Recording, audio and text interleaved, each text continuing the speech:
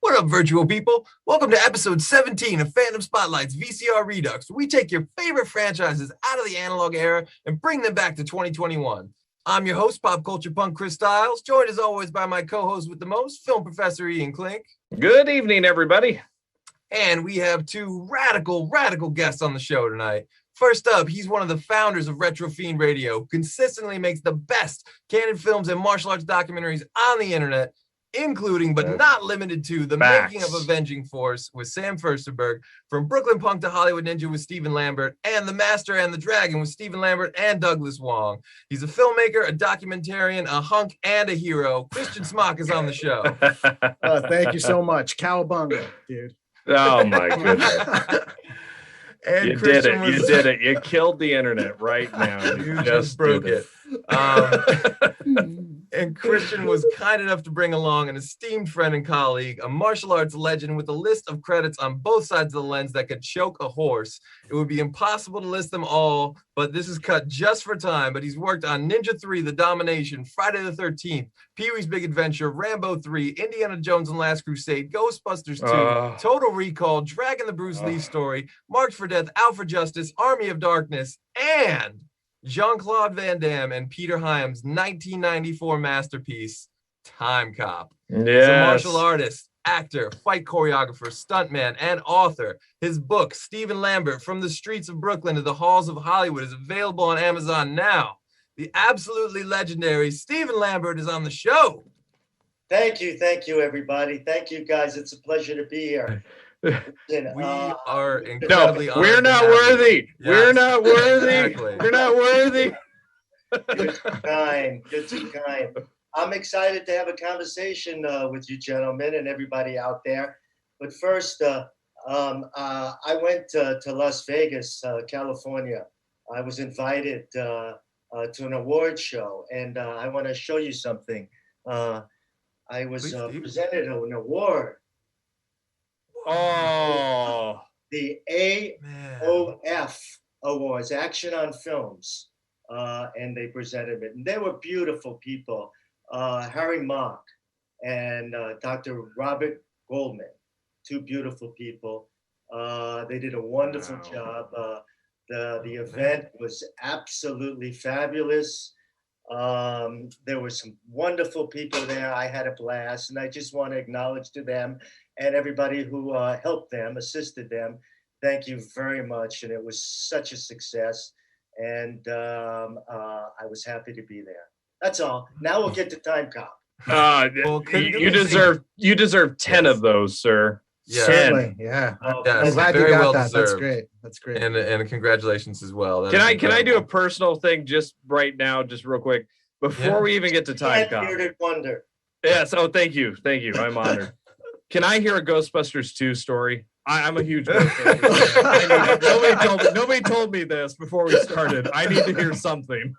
Well, we may have to save that for after. There may not be enough time. You know, we were working. I'm sure we'll work in some Ghostbusters too. But the mission today, we are here to take you on a blast of the past, all the way back to a time when action movies still had action scenes, a lot of complex stories, great fights, and beautifully feathered mullets. That's right. It's time for Timecop. This is the best mullet that I will. This is the second best mullet. This is the second best mullet. Nothing beats. It's the best mullet of the '90s. No, nothing beats his hard target Van Damage mullet. That is the mullet of all mullets.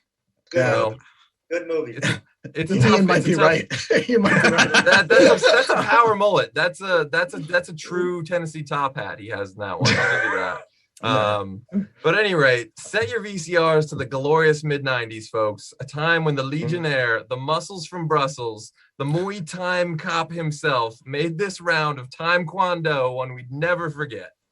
But before we can restore the timeline from all that Van Damage, we have to talk about just how Timecop came into our lives and what we love about it. We'll start with Steven, because I'm guessing his story is a little different than ours. But that also goes for you guys watching at home. Hit us up in the live chat with your Timecop tales. So, Steven, how did Timecop first come into your life? I got a call from a friend of mine asking me if I was interested in doing the part. I needed to go interview with Peter Hyams. And he mentioned Van Damme. I did a fight. I had no idea at the beginning, but I went into an office and met Peter Hyams. And I'm very uncomfortable when I have to go for an interview. Believe it or not, I'm very shy, very introverted when it comes to those kind of things. You know, when I work on films, I have to pretend like I'm in a closet, throwing out all the people watching me. I learned that from James Woods, the actor. He's a good friend of mine. But anyway, I sat down with Peter, and I didn't know at the time he came from New York, but he told me. He asked me because he recognized my accent. You can never, you know, once a Brooklyn kid, you can never get rid of the accent. So we talked, and yeah, he gave me a piece of paper with a couple of lines on it, and I said, "This is what I have to say I have to go through hoops to get this part. What else do I have to do?" And he listened and laughed, and I read the dialogue he gave me, and he said I got the job. You know, we talked about my time in Brooklyn, New York. I moved out of there when I was 13, lived in the same place until, and you know, we talked about old memories. We talked about stickball. We talked about Skelly. I don't know if you're familiar with it's a famous game back in the 30s, 40s, and 50s. Skelly. You take a big piece of chalk, you draw a box, and you put another box in the middle, a smaller box, and there's numbers all around the inside of the box. And you take the cool thing about it is your tool for the game is a soda bottle cap, and you take the soda bottle cap and you take a crayon and you melt the crayon with matches, so the crayon melts and it goes into the cap, and you let it harden. And that's, you put it on the ground and you shoot it from 1 to 2, 3 to 4 to 5. And as you're playing with other people, you can shoot them out of the box. So I love that. It's called Skelly. Look it up. Cool. It's on the computer. You could look up, and they have a lot of pictures about it. But it's a great game, and it was a famous game at the time. But we talked about stuff like that, and what I did, and what I went through was when I was a kid, and we became friends. He's a cool guy, you know. Peter Hyams is a man with little words.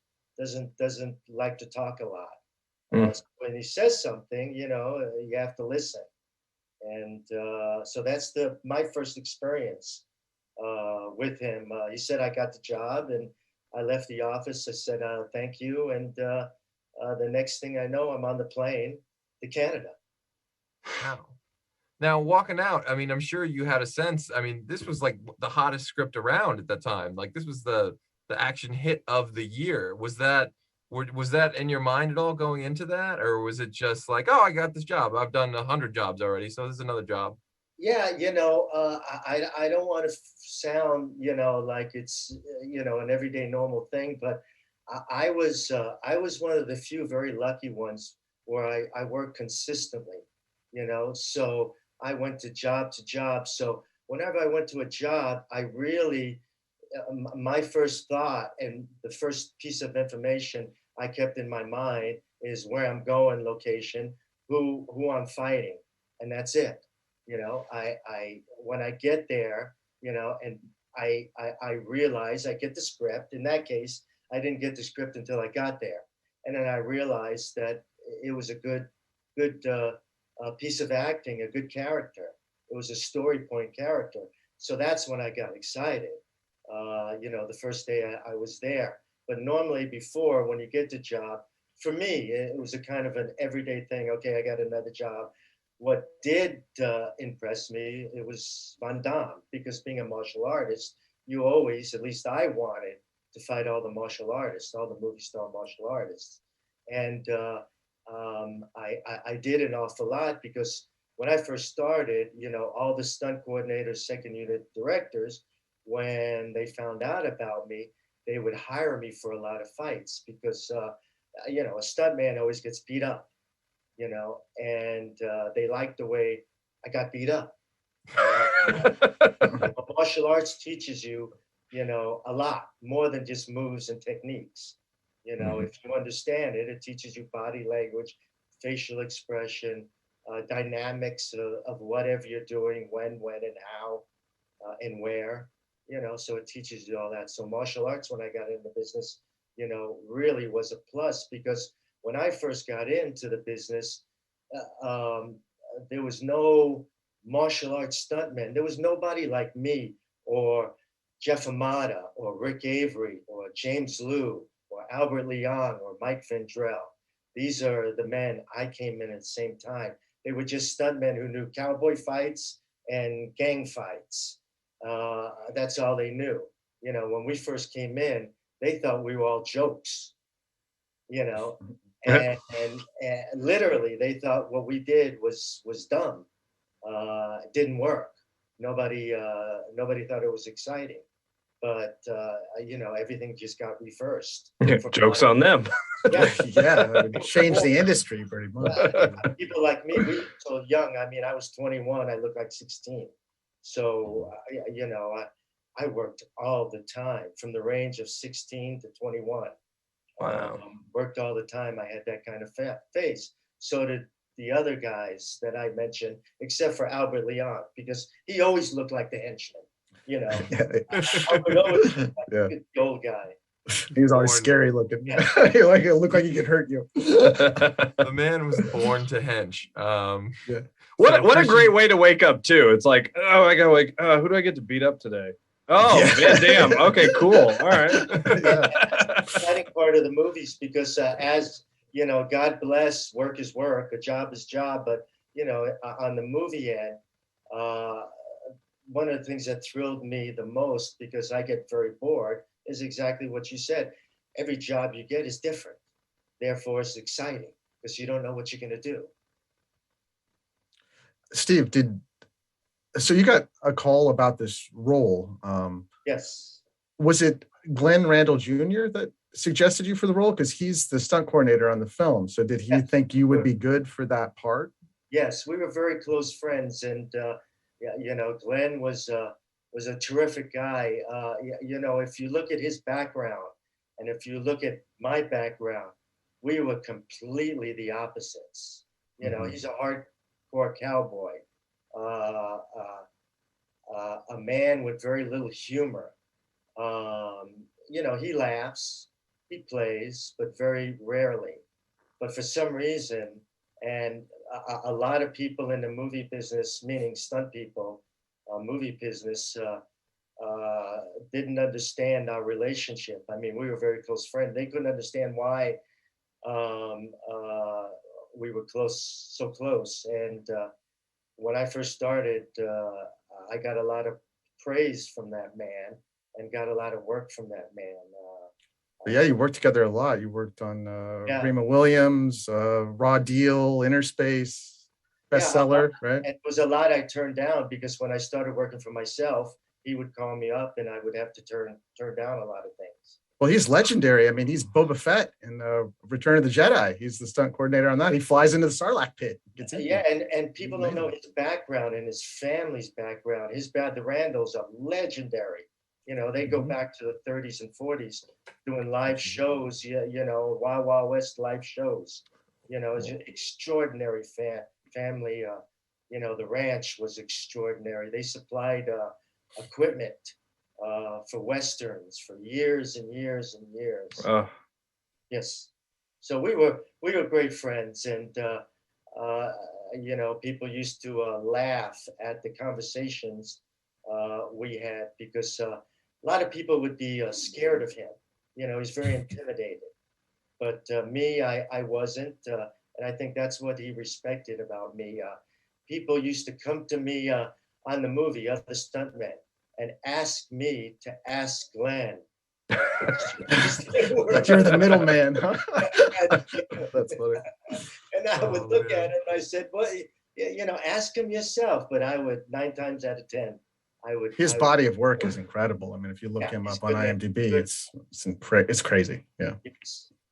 Sorry, I didn't mean to take over the show, you guys. No, not at all. Please, that was perfect. You know, this show. I'm just listening. This show, you guys. Yeah, I'm like a kid in the audience, just like that's what I feel. I'm like popcorning it over here. Like, please. Thank you. Yeah, thank you for keeping things going there. As I just like my jaw hits the floor. I do want to ask Ian and Kristian about the first times they saw Timecop. But before we get to that, I don't want to ignore the live chat either.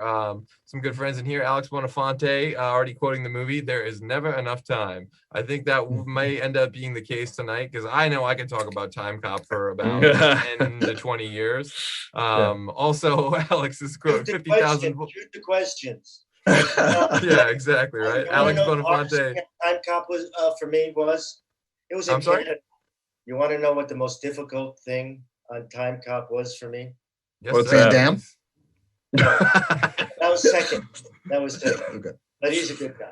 But the first thing was I was in Canada. We shot this in Canada, and it was very cold. It was a season where I was the coldest. And you know, I'm a very skinny guy, and I love the cold if I have clothes on, if I'm warm. But I went up there, and they let me pick out my wardrobe, and I'm always tickled when they let me pick out my wardrobe because I try to pick out cool stuff. You know, baggy. Make sure it's baggy. I was going to ask about your wardrobe. It's very interesting in the film. Oh, thank you. You know, earrings. Yes, you can put on an earring. Okay. Yeah, the big hoop. Yeah. You know. Yeah. You're like a kid in the candy store. You know, it's like growing up. You know, trying on clothes in a department store. They have so much. You know, the world's yours. But what was I talking about? You're talking about how cold it was in Canada, which I've been there. It's very cold. Yeah. It was very cold. And I decided to put on a wetsuit. But when I put on a wetsuit, I was warm, you know, kept the warmth in, but I couldn't move. It was very difficult to move to do what I want. So I took it off and decided to be cold. And then all of a sudden, I realized that Peter Hyams decided to do this in the rain. And he brought rain pipes. And I was soaked and I was so cold. It was so cold that, you know, if I had my arm out straight and I bent it, I would have ice chips between my legs. Brutal. You know, a lot of, if you look at my face, you know, you think I'm a good actor, you know, but a lot of that was because I was so miserable from the cold. That's why you look mean. Yeah, it's so menacing, you know. There's like, you know, God. Well, we went over 3 days because he brought in the pipes and he set up rain pipes and he didn't put a heating system on it. I mean, the guys who brought it and they burst twice. So it cost us a couple, 3 days. So, you know, I was supposed to be there 2 weeks. I wound up staying there 3 weeks. But the mall was warm, right? Yes. Yes. Well, at least the mall was. The mall was okay. My sidekick Richard was wonderful. Yeah, Cole. I think his name in the script in the movie was Cole. He was a wonderful guy. He was so much fun. He made everyone laugh on that movie. The time he was there, he was just type of a really tough guy. You know, back then it was full contact, no hold bars fights. And he was a champion in that in Canada. He was crazy, but he was funny. And he would make everybody laugh. He would challenge everybody to arm wrestling contests. Fandom would never accept. Of course. He had a lot of fun, and he would always win. But, you know, God bless him. I wanted to mention him. I'm glad I got it in because he passed away in 2015. I've seen him in other action movies. Do you know offhand what some of them would be? Because I was trying to think while I was watching it. I'm so bad with names, but when I first met him, we became great friends. And I turned to him and I said, you know, you keep it up because you're going to be a big character actor. You know? I recognize him too. I've seen him and stuff. I don't know anything. I'll have to look him up. He did a lot of Canada stuff, and I don't know what else he did, but he had a lot of potential, and he was just such a nice guy. He's great in it. I mean, you guys look like some heavy metal marauder pirates from, like, you know, you know. Like now, I just I was sold on that future look. Yeah, for sure. Now, was that a wig or was that your actual hair that they cut? No, that was my hair. I had. Oh man! There was a time, you know, men are vain sometimes. You know, there was a time I had a full head of hair, and then for years I knew I was losing it. So I did a thing called overcomb or whatever you call it for years, until finally I just got sick of it and I combed it back, and I grew it long, and you know the stunt people, some of the stunt people who knew me before blew their mind because they never knew that I was going bald. I don't know how we got into this, but sorry, I was just long, and I called it for a while. It had a nickname. It was called the Albert Leong haircut. Oh, I can see that. That's great. I can see that. Oh my gosh, that is amazing. Didn't your haircut scare Angela Lansbury when you were the villain on Murder, She Wrote? You were the villain on that episode. A nice part on that, and I got to. Yeah, it was a good part. I made sure I had a conversation with her because she's a legend. I mean, the kids today don't know old movies and who Angela Lansbury was, and she won an Academy Award, but she's done some wonderful pictures. So I made sure I had a conversation. But when I first, you know, with that hair, I had it cut, buzzed on the sides, and it looked like a lightning bolt. Yeah, you know, it was strange for those days. You know, and it was long, you know, and in some cases it was the middle of my back. But when I first introduced myself, she was a little nervous. Wow. How awesome is that, though? You go from Timecop to Murder, She Wrote. The 90s were such a badass time.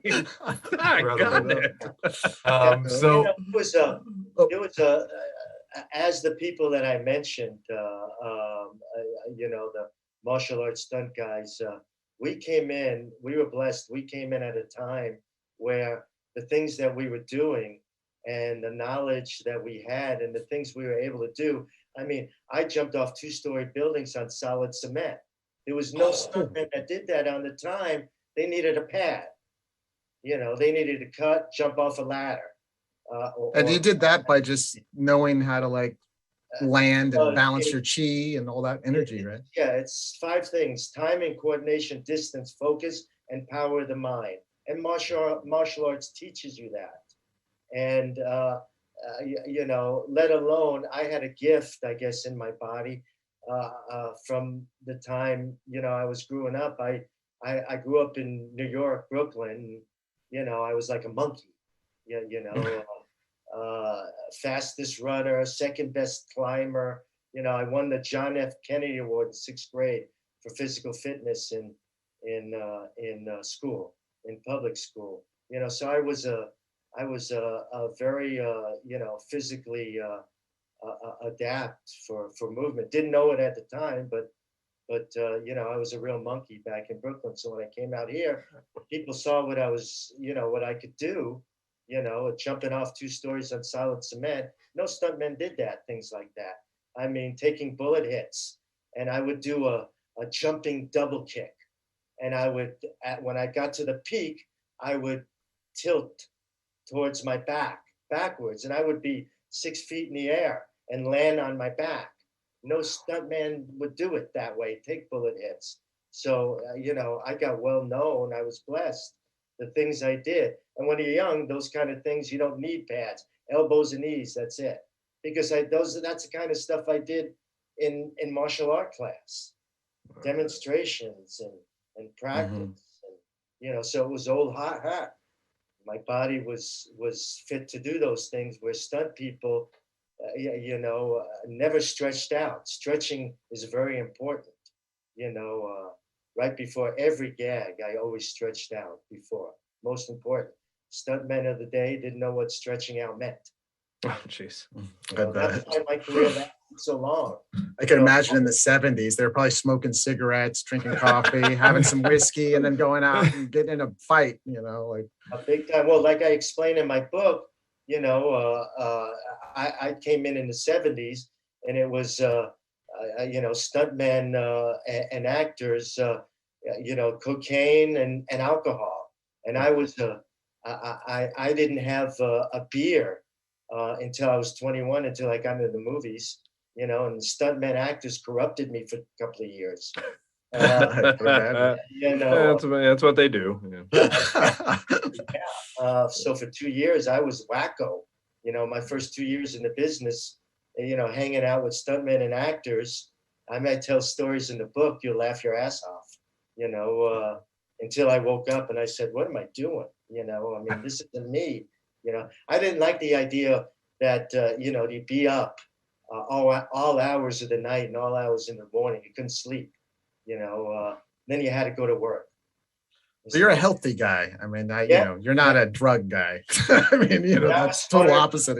Yeah, but it was normal in those days. I can't begin to tell you how crazy. I left a lot of that out in the book.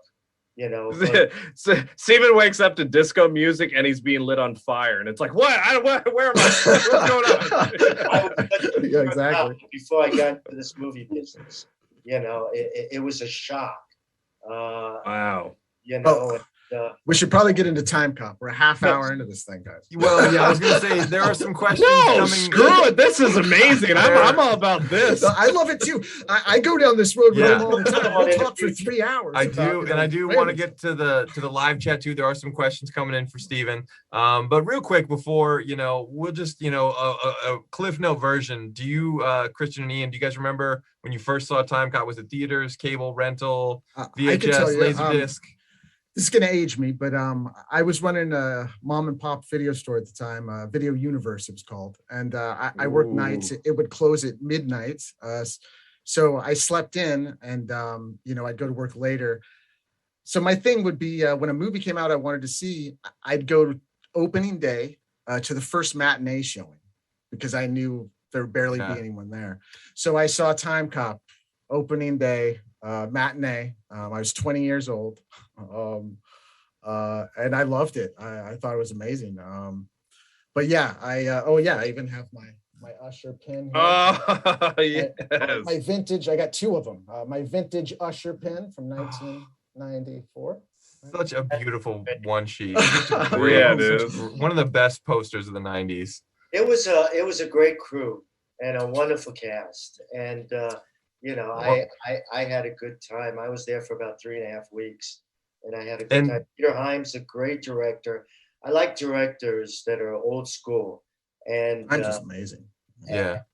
Amazing, and he knows what he wants, and when he sees that you're experienced and you understand, and you want to add to a situation, he lets you move and he lets you do it.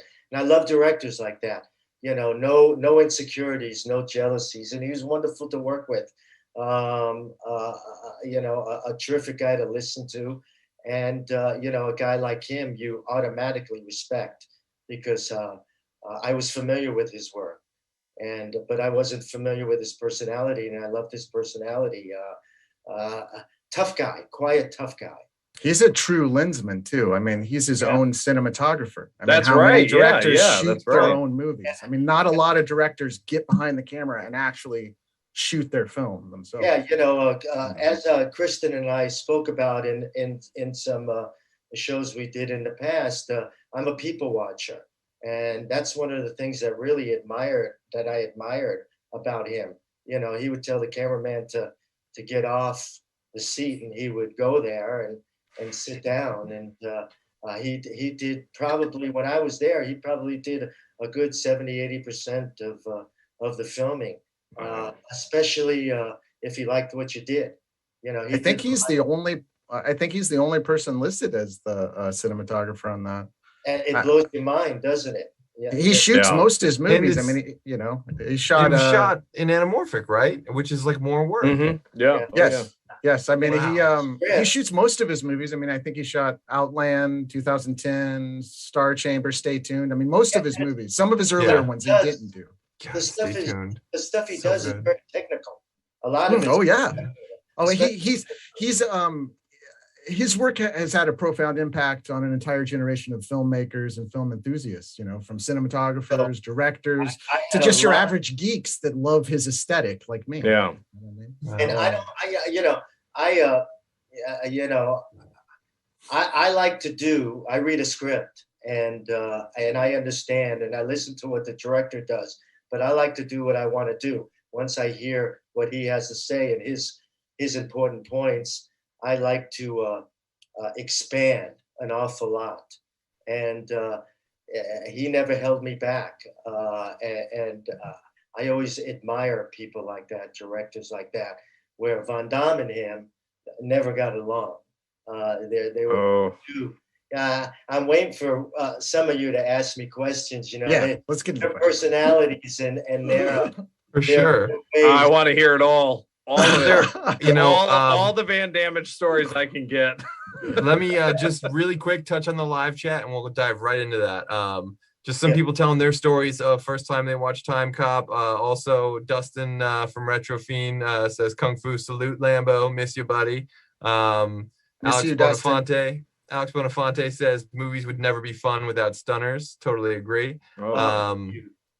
Also says he saw it in theaters, as did I, and many times on 8mm tape, because my dad thought that was the portable format of the future and copied everything over to it. So I probably watched this movie on 8mm more than anyone ever watched any movie on 8mm tape. That's great. That's Mickey Torres says it was a rental. He would rent all the martial arts films. Dustin again says he saw it in theaters a few times, blown away at how cool it was, so much different from the usual JCVD fare. I think there was some talk in here I might have scrolled past already where someone said I saw JCVD and time travel and I was sold, which basically summarizes my taste at the time. I was about 10 when the movie came out. And actually one question in the chat, and we will get to again, the personalities and that kind of stuff too. But Mickey Torres, a good friend of the show, says he still wonders how Sam Raimi and Rob Tapert got involved. Or, you know, Tappert. I hope I'm not butchering his name. Yeah, they're producers, right? Yes. Did you have any interactions with them? Sam Raimi came on the set a couple of times. We talked. I was always fascinated with his films. I worked on a film that he did way before that. You worked on Army of Darkness. Yes. Yeah, you were one of the demons, right? I did that was one of the main characters that I played, but you were the evil Ash. I was on there for about a month. I played all kinds of characters. Yeah. Wow. Did many, but that was the demon. I have a picture of it on Facebook somewhere on my page. But that was the hardest thing, was the demon, because I hate to put all that junk all over me. Because you sweat and you're uncomfortable. You know, I give applause to actors that can put all that junk on their faces. You know, special effects makeup, because I always disliked it terribly. I actually had to do that recently on the streets of Trenton in the coldest weekend of the year. It was mostly spandex, bits of fur, and a demon mask. It was pretty surreal experience doing this on the streets of a city in the middle of the night, in the middle of like the day too, and people are just staring like, "What's wrong with that guy?" Like, what's wrong with me? You weren't even doing that for a movie. That's just New Jersey. Yeah, well, that's what I do on the weekends, right? So actually, there's a great question in the chat, which again comes from Dustin from Retro Fiend Radio. I hear they're pretty great. I've heard JCVD likes to make and take a lot of contact during fight scenes. Was that your experience too, Lambo? He says. Yeah, Van Damme likes to connect. Interesting. Okay. He respects not connecting to the face. First of all, he's an excellent fight man. Excellent. Has his ways.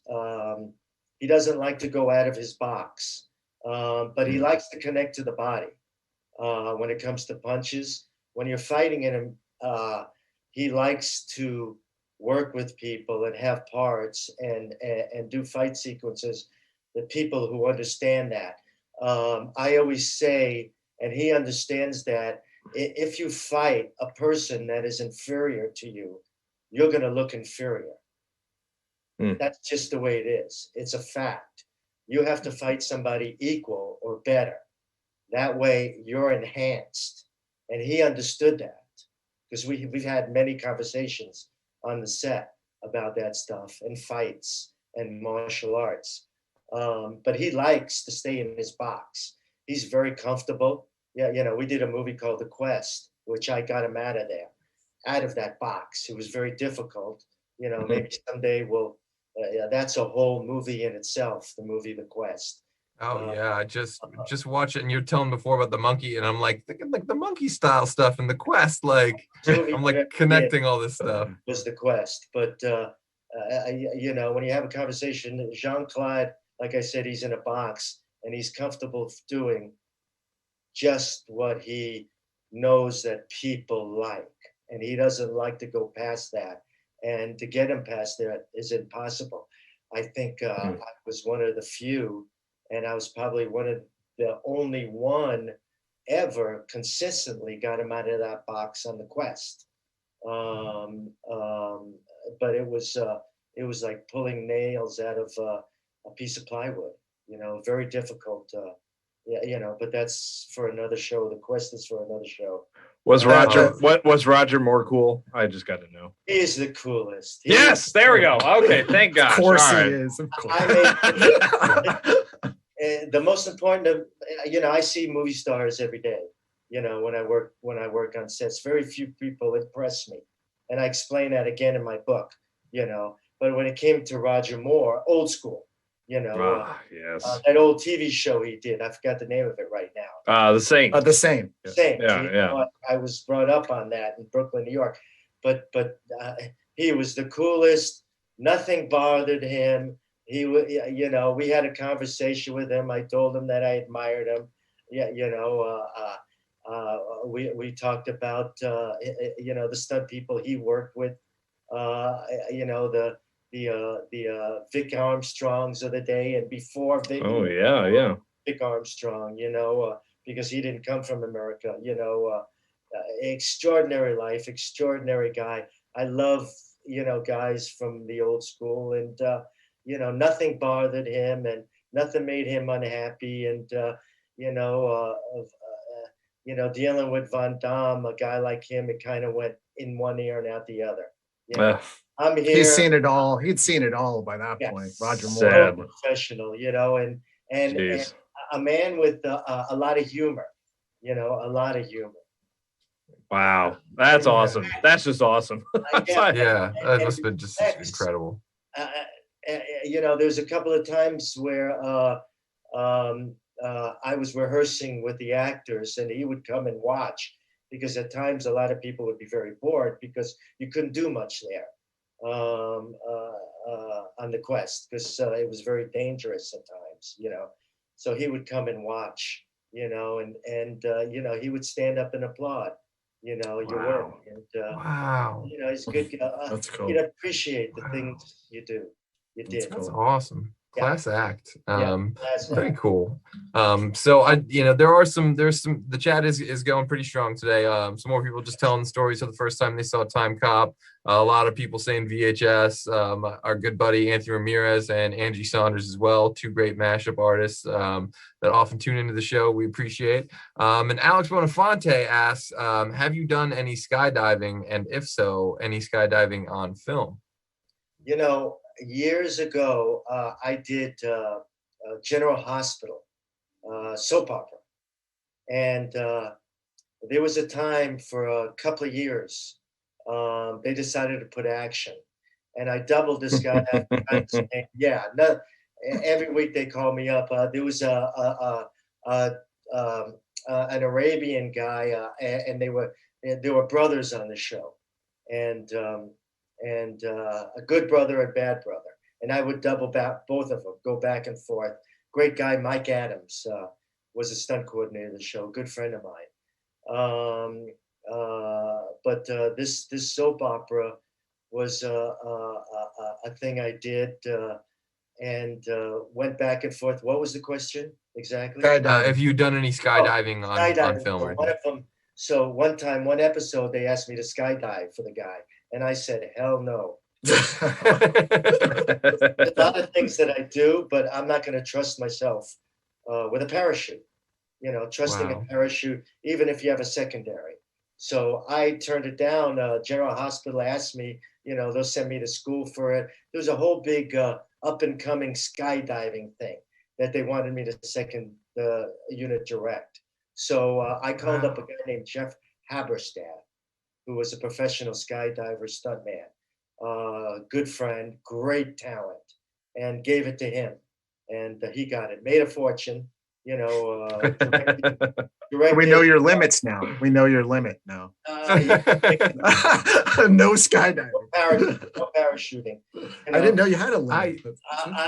I said to myself, you know, I have to rely on something to save my life. And I didn't like that idea of depending on something to save my life. I've always Let me ask you a question though. You've done tons of similar stunts, not skydiving. I mean, maybe not that high, but you know, you're hanging on the front of a helicopter in American Ninja without any type of cable, you know, 150 feet in the air. You also climb the only stuntman ever to perform on the real Statue of Liberty. And you did that for Remo Williams. And you know, the high wire work. The high wire work you did in that, though, you weren't like, you know, fastened in. I mean, you didn't want to use cables. You're jumping all around Statue of Liberty like a monkey, but jumping out of a plane, I'm assuming you have to depend on the parachute. So you were confident in your own skills. You're just not confident in the parachute. To me, that was a big difference. You know, I knew things were around. I knew I could hold something. You know, I knew about timing. I knew about my grip. I knew about the coordination. I had trust in myself. That's a big thing when you're young and you have trust in yourself. Things work. You get a lot of surprises. You believe in yourself and things work. That's what makes a champion, an Olympic champion, a basketball champion, a baseball champion, is you believe you can do it. And when it came to a parachute, you know, I jump. I have a foundation, and then I jump, and there's nothing in between that I can rely on except the parachute. If it doesn't, you know, if it goes off. If it doesn't, I'm a dead man. You know. Makes sense. So that was always in my mind. So you know, I could be up 365 feet, you know, and jump from a pedestal, you know, her head, the lady's head to a rope, you know, or a wire, you know, with nothing holding me, you know, because I know I'm going for something, you know, I have something there to go for. So that never bothered me, you know, going 65, 70 miles an hour, hanging on a door, you know, on a movie, Dublin James Woods, Michael J. Fox movie. The Hard Way. The Hard Way. The Hard Way. You know, I didn't have It was so hard for me to not put that in your intro. I was like, well, you know. Yeah, you know, I told the director, I don't want any cables. I don't want to be cabled off because, you know, when you're cabled off, you can only do a certain piece of film and then you got to stop. You know, when you're doing long sequences, I always believed when you're doing long sequences, the trick to make a wonderful sequence is to keep on going as much as you can. And even if you're taking risks, you can come out of those risks and have a product that something happens that you didn't expect, you know, in with it, that makes it even better, you know, and spontaneous is wonderful. And that's why Charlie Chaplin, Buster Keaton, you know, all those guys, Harold Lloyd, you know. Oh, yeah. You know, that's where I got it from. You know, a lot of my work, I insisted on no cables, long sequences. I did that with Remo. I did that, you know, on the James Woods, the Michael J. Fox show. I did that on the Quest. I did that even when I coordinate. I insisted don't cut the camera. You know, I have cameras, but don't cut cameras whenever I was gonna say, as a stuntman, do you appreciate like safety last? You know, Harold Lloyd just on that clock above the city, you know, only had super glue on his hands really to hold on to that clock.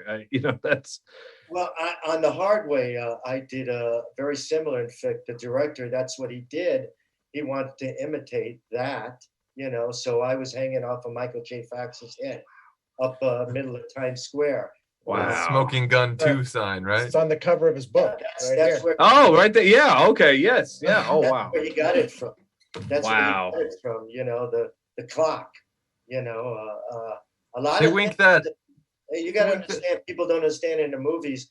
A lot of ideas you think are brand new came from everything comes from somewhere in the past. Every Oh, wow. every idea. Yeah, they wink at that at the beginning of Back to the Future too. Yeah.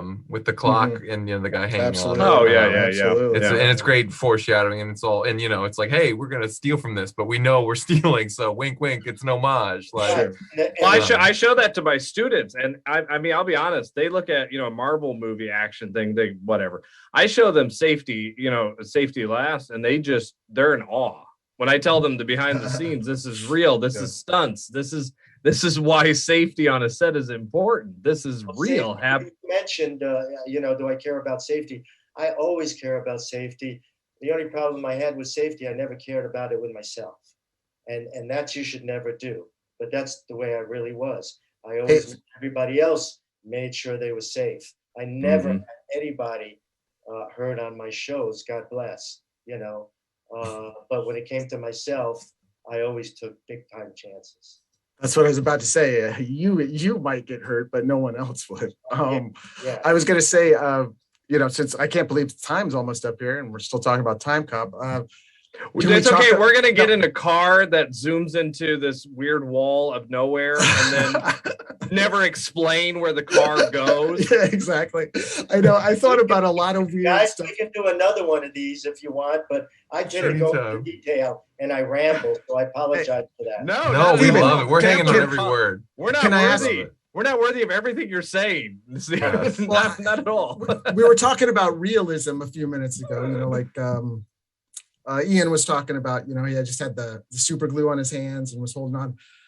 So since we're talking about Timecop, can we talk about, your on-screen fight with Van Damme and what happened there and the realism of that whole scene and what you used to make that scene even more realistic? Because it's pretty interesting.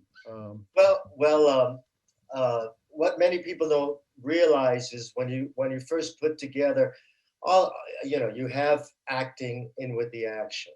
So with the director, you work on the acting part of it, the dialogue, the looks, the walks, the runs, all that stuff. You communicate with the director, Peter Hyams, which is when you deal with somebody like that, you want to listen to, and you want to see what he has on his mind. I've learned from a lot of people in my past, directors, producers, actors, and other stunt people. So I have a lot of wisdom. But like I said before, when you're working with somebody like Peter Hyams, you want to listen to, and because he can give you ideas and he has a certain way how he wants to see it on film. So you follow him, and then it comes to the action, and there's a hold on it, and then it's the role is reversed when he respects you, because a guy like him does homework. He doesn't hire you just like that. He sits, in my case with Glenn Randall, and he had a conversation with Glenn Randall about me. That good directors, good producers, good stunt coordinators, when they hire somebody, they want to know a lot more about the person than not only make sure he can do whatever he needs him to do, but other things about him, so they can work out what they want him to do in the acting role. And which surprised me, and I found that out about Peter Hyams. But when it came to the action, he'd stop, and at the time when we were working it out, there was no Jean-Claude on the set. It was just myself, Peter Hyams, Glenn Randall, Van Damme's double, Mark Stefanich, who was an excellent fight man, an excellent stunt guy.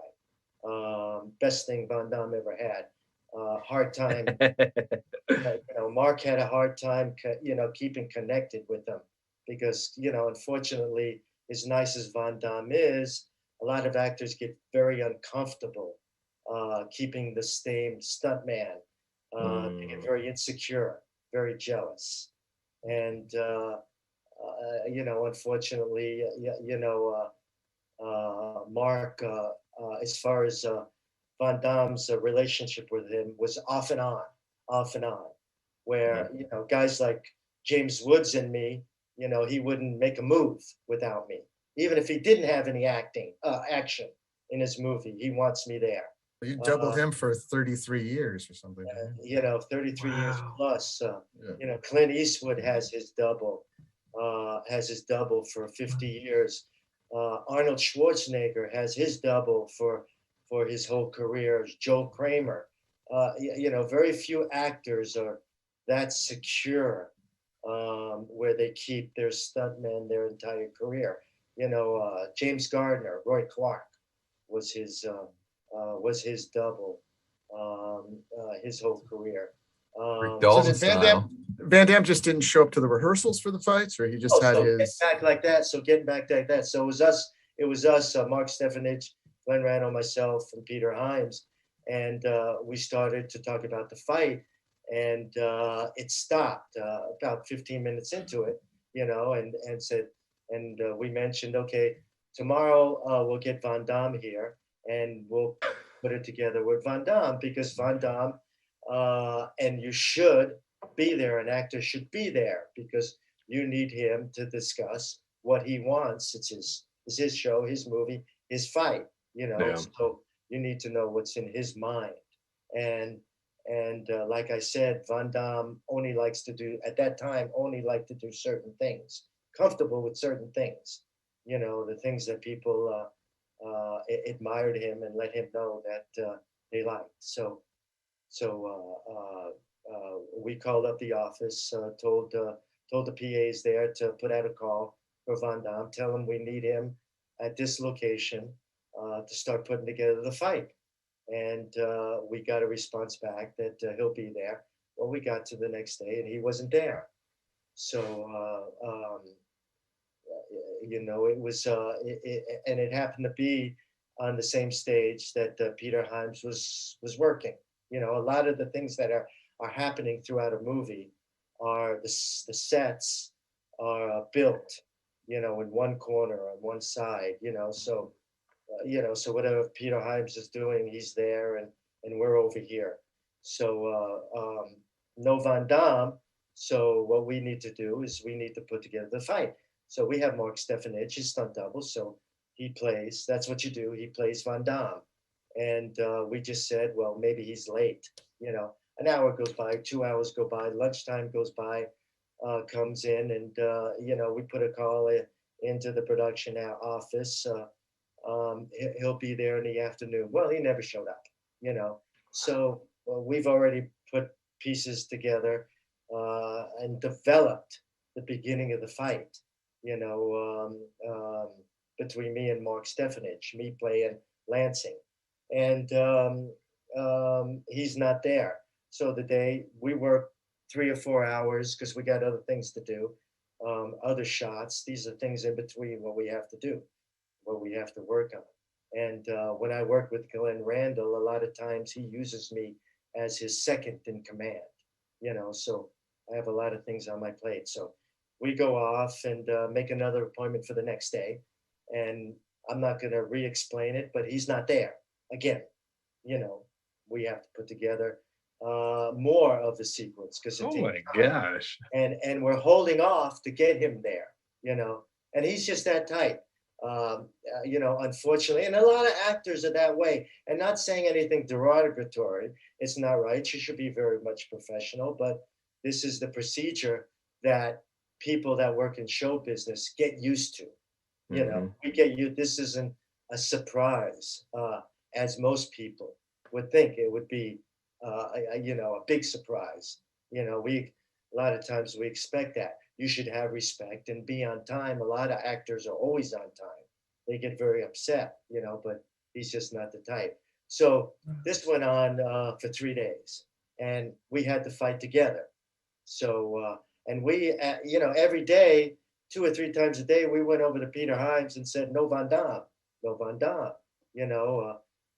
He doesn't know what's going on, Well, a few days after, You know, we rehearse. Mark Stefanich playing Van Damme. You know, because you have to get it all in your mind. And we want to talk about angles and lighting and situations and how much you spend on certain times and lenses, you know, all that stuff with the cinematographer that we talk about, you know, because the whole idea is if you want to get in as much as you want to get in, and I wanted to get in as much as I wanted to get in, because doing a fight with Van Damme, you know, means a lot to me, you know, and yeah, you know, so I always, whenever I do something, I always want to be a ham, and I always want to do more than is expected. You know, the director doesn't know half the things I do, and the golden rule is always do what he wants you to do, what he asks you to do, but there's the before and the middle and the after and the in betweens, you know, that you can fill in, and I always made a practice of doing that, and nobody's ever told me not to do that. You know, even when you get when you get brought in by a stunt coordinator, you know, I got brought in as an actor, so I have the obligation and I have the right to do more than, you know, you ask me to. You know, you can kind of improvise as an actor, right? Excuse me? You can kind of improvise as an actor. As a stunt coordinator, it's very technical, very precise. You have to have everything. Stuntmen, when they do a stunt, they get hired by a stuntman. If I hire you to do a stunt, right, you have to do exactly what I do. But I'm coming in as an actor, so I have those privileges. You know, most stunt guys don't understand that. They get scared. I never cared. You know, I always wanted to be different. If I worked in a scene with 5 guys, with 10 guys, with 3 guys, well, how am I going to distinguish myself from those other people? You know, I made sure that you noticed me, you know, in that scene with that 3, 5, 6 guys. It makes me think of your part in RoboCop 3, where you're the splatter punk with the huge hair. You know? Oh my gosh. Yeah, but we're running out of time, Stephen. We got to cut to the chase here. So Van Damme shows up on set eventually, right? So Van Damme shows up on set on the day. day. Van Damme time. No. He shows up on the set, and we all get together, including Peter Hyams, to show him, and he sees it, and he wants to change the whole thing. Oh. And now, you know, Peter Hyams steps in and he goes, "You had your chance. You had days. We asked you time and time and time to come in. You didn't come in. We're shooting this, Jean-Claude." And Van Damme said, "I'm not shooting this. I want to make changes." And Peter Hyams looked at Glenn Randall and said to Van Damme and said, "This man's the stunt coordinator. And we just put together a fight with Steve Lambert and your stunt double. And this is what we're doing. If you don't like it, it's too bad."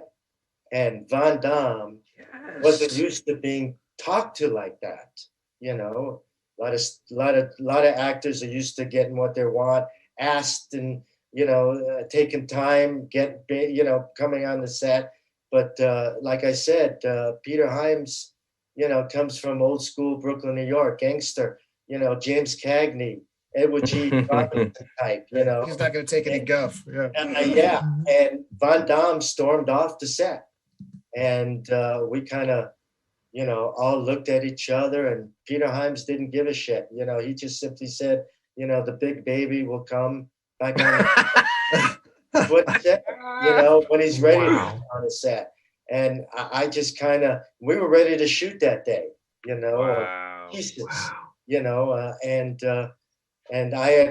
we already shot a lot of the lead ups, a lot of the rain stuff, you know, individual pieces. And now it's time to shoot, you know, the interior when I'm walking up the stairs, and, you know, when he's hanging up on the rafters and he comes down and he kicks me through the window, you know, and we start the whole fight interior.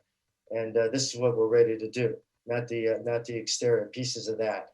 and I'm just waiting, and we wait a couple of hours, and finally we get the word. To do the fight.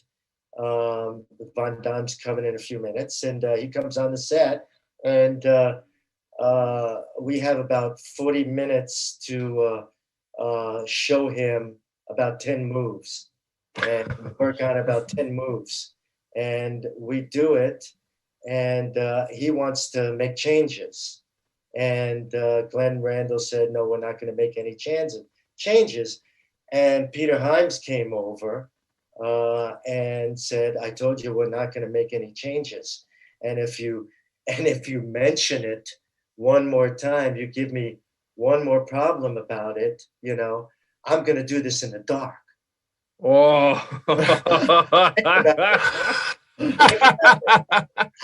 How much of that piece interior that you don't see, Yeah, a lot. Wow. Yeah, a lot. I'm listening to this, right? And I'm an actor on the show, and I want to do this fight. This room was lit at first, and we do about 10, 12 moves in the dark. And I'm hearing this, and I'm hearing Peter Hyams, we're going to do this in the dark, if you don't shut up. Yeah, Credit to Peter Hyams. That touch does work for that scene. No, being dark, but obviously it's unfortunate. But you're gonna laugh. In my mind, I'm going, hell no, Peter Hyams. In my mind, no, right. No. I don't want to do this in the dark because I want to shine. Yeah, I want to put my work on film. Of course. So Van Damme said, I want to make changes. So Peter Hyams turned around to the first assistant and he says, I want this freaking scene in the dark. I just want a light here and I want a light by the window, because that room was lit, was not lit in a big way, but it was lit where you could see. Yeah, that's a true story. Wow. I'm on the sidelines I'm going to Mark Stefanich. What is he doing? He's going to ruin, the fight, putting it in the dark, So I walked over about 5 minutes later. I walked over to Peter Hyams. I said, Peter, please don't put this in the dark. He goes, I'm sorry, Steve. I'm going to punish that idiot. Yeah, that's exactly what went on. And sure enough, that's why you see it in the dark. And I was devastated, And if you think about it, my only two spots, I made sure my only two spots that you see me is under that light, and when I burst through the window, Wow, you're right. Yeah. There's a piece of light, and then there's one lightning bolt where you could see us, right. But we don't have much time to talk about it because we're almost out of time. But yes, you can read the book, I guess, or maybe we'll come on and talk about it again. But we'll leave you with that's Steven's real blood all over his face. By the way. Yes, he. That's not fake blood.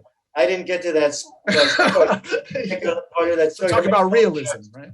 To make a long story short, I always felt, and a lot of the people, including Peter Hyams, always thought that he hit me on purpose with the gun. He disarms me with the gun, and he hits me. Oh. He's pissed at Glenn Randall. He's pissed at Peter Hyams. So the last shot, I write this in the book. He split me open. They wanted to take me to the hospital. Split your eye open. Right? It's real. Let's finish this day, and then I'll go to the hospital and I'll get stitches. But this is the funny part about it, is the very last shot of my segment when we're outside in the rain. The very last shot when Peter Hyams yells, "Cut print." He always used a loudspeaker megaphone, right? He got on that megaphone and he said, "Steve Lambert," and I said, "Yeah," and he said, "That was your last shot. If you want to kick Van Damme's ass now, you can. I give you permission." Everyone laughed. Oh my God. Van Damme looked at me as white as a sheet, and I just shook my head. and he turned around and walked off. Yeah. That's good. That's great. That's a good capper. That is a great capper. Yes, the Van We Damme. didn't get to do our pitches. I had a great pitch. Yes. but Well, I'll you do know, it some if other you guys, I will say, if you have an elevator pitch, you want to get in there like a hot tub time cop or time cop and a half, you know, anything you want to. I will say, I did bring a little bit of something, and I'll just throw it out there super quick. I did imagine that years later, Max Walker Jr. could be grown up, and Max Walker Sr. Van Damme could be missing. You know, there could be different timelines, convolutions, you know, all that stuff that Senator McComb talks about. And I do want to throw a shout out to Ron Silver, obviously Mia Sara, and Bruce McGill, incredible actors. Who Bruce also McGill. Bruce McGill's yes. incredible. That man doesn't get enough respect. And Ron Silver left us way too soon. That man was an all-star, in my opinion, as well. In that. Great villain, yeah. Just one of the great villains of the 90s. And just a class act on the set. You know, knew so exactly cool to hear that. what to do, you know, there are people when they're on the set, experienced people, just are set aside on how wonderful they are as the stars sometimes. And that's how Silver was to Van Damme. I mean, the class, the kind of people, and not knocking Van Damme, but you can just see it on the set. As of Roger Moore, same way. We won't get into it too much because we don't have time either, but there's a lot of really interesting social and political commentary in Timecop. Like on the surface. Yeah. Like that's very relevant today. Like, coalition, it's really interesting. They just got the year wrong. For a minute there, I thought they really time traveled because I was like, yeah, mini discs are definitely going to be huge in 2004. I was a believer of that until like 2002 or 3. Self-driving cars. I thought about that. The mullet came back in 2004. I'm just saying. They had these great cars in this movie. You know, the best 2004 gave us was Anchorman. I mean, like there was nothing that we got out of 2004. 2004 gave us nothing nearly as good as Timecop, and that's probably a good note to. Listen, guys, the future. If you like, let me know, and we'll do some things on other shows on the Quest. There's a lot of stuff that went on the Quest. Oh, yes, sir. Mr. Lambert, you are coming back. There's no doubt about this. you both have an open invitation, absolutely, anytime on this show. I'm just like a kid hanging on every word right now. Yes, I promise you. Yes, I'm not from the streets of Brooklyn to the halls of Hollywood, available on Amazon Prime. Thank you. Right. I promise you that you have never read a book like this. Never read a book like this. You'll enjoy it from the beginning to the end. Oh, I absolutely filled with a lot of crazy stories. I mean, there's as a lifelong film enthusiast, Steven's been involved with a lot of things that aren't even on IMDb, things like that, things that you'd be amazed by. I mean, he was doing the Hardy Boys, Nancy Drew mysteries in the late 70s, dubbed with Sean Cassidy. He worked on, Fantasy Island, The Incredible Hulk, Heart to Heart, Matt Houston. Right out of high school, he was a stuntman in Steven Spielberg's 1941. I mean, all this stuff, none of this stuff's on IMDb. It's the stuff I've talked to him about and found out about. Do you remember that TV show, James at 15? Yeah. Yeah. He did that. All right. Are there any stories in the book about James Woods and Cop that I have? Oh my God, I'm getting the book now. Now I'm going to Amazon. Steven's the serial killer in Cop, right? Yeah. Like that's Steven. Steven's the villain in Cop. What? He's the poet, man. That. He's the serial killer poet, baby. I'm not worthy to breathe the same air in this world around you. I'm done. I'm so sorry. James Woods is like a big brother to me, and read the book. There's a lot of good. I mean, there are stories. I wanted to write a book. Stunt people, producers, actors, cinematographers. They tell you the same stuff. I wanted to give you stuff: the good, bad, the ugly. The holy mackerel, I can't believe he said that. Stories, from the heart, true story. You'll love this book, and I got a lot of things about the Cop. I'm a moron. You are a legend. I'm gonna go watch that now. Watch a Cop again. He is great in that. There's probably a dozen stories about James Woods because you know, I take you through my whole life from okay. month to month, year to year. So we've been together so long. And there are a couple of stories in there about James Woods that you'll cry. Wow. I mean, the last movie you worked on with him was what, White House Down, right? Yes. That's in the book. Yes. Yeah. Oh, wow. Oh, Wow. I saved his life. go watch Cop now, all of you. And Turn the this off Boost. and go watch Cop. It is And on the Amazon Boost. Prime. Watch it. And the Hard Way and the Boost. Yeah. And Revenge of the Ninja. Oh, hell yes. And Ninja 3, The Domination. And Time Cop. And Time Cop, of course. And Time Cop, of course. And My two favorite directors I ever worked for, and they were both on opposite ends of the spectrum, Sam Furstenberg and Steven Spielberg. Wow.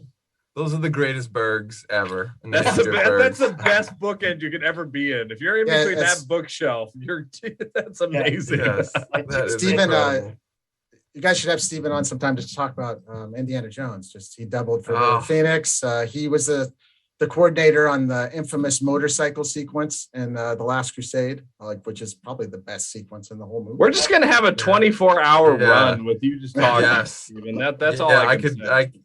In the words of Captain America, I could do this all day. Let me know. Let Kristian know. He'll give you my information, and anytime. I enjoy this, and I know the audience enjoys it because they hear things that are true that they've never heard before in books, on interviews. These actors tell you boring stories on interview shows. Steven and Sam too are great with their fans. I mean, they actually talk to them. They'll respond to them. I bought Steven's book. I didn't even know Steven, and I sent him a message saying, "Hey, I'm looking forward to reading your book." He sent me this beautiful message immediately. And I was like, wow, okay. And then next thing I knew, we became friends. It was just kind of crazy. This is so important, 100 years from now, when people see the things that we do, I want them to know, I want them to see, and I want them to hear. It's kind of a legacy when my great grandson, is born, hopefully. They'll know who their great grandpops was. It's important to me. Everyone will remember. Yes. Cop. Everyone. Sir. Everyone. I love Cop. Cop is a forgotten gem. So I am just so happy that we just wronged to write in this universe with Cop. Okay. Book yet. There's a few great stories in that in that book, in that show. And they took out two major scenes with me in it. And I tell you, gory scenes too. Really gory. Yeah, really gory, really weird scenes. And I tell you in the book, and there's some funny things that happen there. Sticky, bloody, I don't want to do it anymore. You are what I'm talking about. Yeah. But you'll laugh. There's some great stories. Yeah, there are things that happen behind the scenes that nobody ever hears, ever. And that's what I wanted to let the audience and the people that read the book know. And these are all right. We're gonna do a DVD commentary on Cop. That's my new. Yes, that's my new goal here. Let's do this. Unfortunately, we are really running. Yeah, we're way over past overtime now. I'm hearing it. Who cares? We just talked about Cop. Are you kidding me? We can go 12 hours overtime. No. This is amazing. I'm with you. I'm with you all the way. Kristian, is there anything going on Retro Fiend coming up that you want to let the people at home know about? We got a lot of things in the works. Our next feature-length doc, like the Avenging Force one, is going to be on Revenge of the Ninja. I've already interviewed Sam and Steven on that. We're trying to talk to a few other people, get that going. We interviewed Brian Trenchard Smith for 2 weekends straight. We got all that in the can. We're going to start on a new series called what is it called? B-Movie Adventures with Brian Trenchard Smith. My mind went blank. But we got that going along. Locomotive. Yeah, we got a lot of things coming. Tons of stuff with Steven. I mean, I got the Kung Fu Cowboy is going to be his next episode. I'm not sure when it's coming out, but it's going to be all about him and television movies in the 70s and 80s. But a lot of stuff. Yeah. Cool. Wow. Cool. Well, be sure everyone to head on over to the YouTube channel and click subscribe because they are putting out amazing content left and right, and they're doing it all for free. They're doing God's work, and they're bringing Stephen Lambert to you and to us and the masses. And what could be a greater gift to this world than that? Other than that, guys, that is just about time. So I do want to remind you all to tune in next Wednesday at 9 p.m. as we're joined by our good friend Tammy Reese of Visionary Minds Media to talk about the Look Who's Talking franchise. And also, if there's a particular movie or TV franchise that you want us to cover on a future episode of VCR Redux, let us know in the comment section on YouTube. And since you're already doing all that, you might as well go ahead and like, subscribe, and follow Fandom Spotlight, Retro Fiend Radio, the Hollow 9 Network, and of course, Pop Culture Punk. Till then, guys, back up those Betamax, rewind those laser discs, and we'll see you at the movies. Oh, you're good.